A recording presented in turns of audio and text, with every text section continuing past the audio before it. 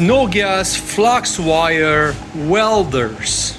They are extremely affordable, but are they any good? You're watching this video because maybe you want to buy one of these and you want to know what you could weld with it. And this ugly thing is my first ever project. Now this was done a couple of years ago when I had absolutely no clue how this works. And what it is, it's a bike carrier. No, I never dropped the bike. Made out of scrap metal. Obviously I didn't know how to set up the welds, so they were extremely ugly.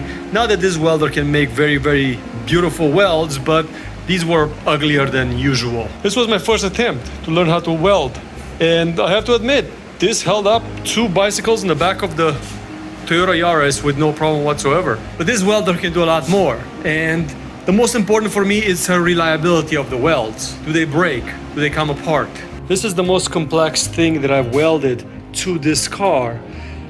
Being a Toyota Yaris, did not have a hitch carrier for my motorcycle. So I welded one. And this is the final project. This was done a couple of years ago and it's still holding up pretty good today.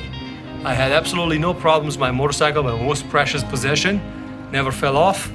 It's nice and strong. The welds, well, I got a little bit better. Not much, but a little bit better.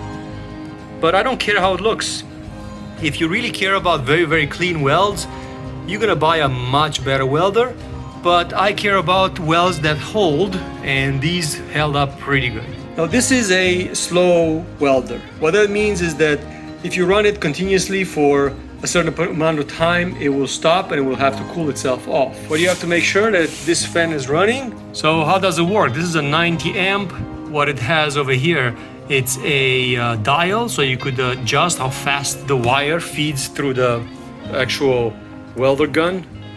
I've never changed the end of it, so this is the original end, and it's amazing. It's still lasting today. I always use it on minimum. I very rarely use it on maximum unless I have something very, very thick to weld. So most of the time I use it on minimum. It lasts a lot longer as far as that goes, and I don't really weld very, very thick stuff.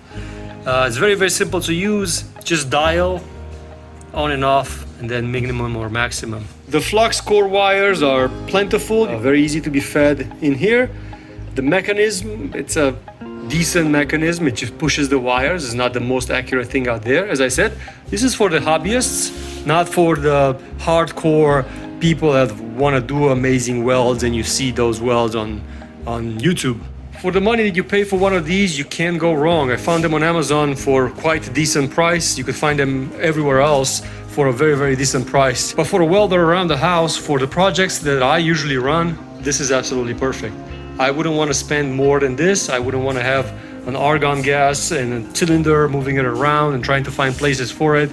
I just don't have the room. This is all I need for the things that I do. My experience, they're pretty awesome. Thanks for watching.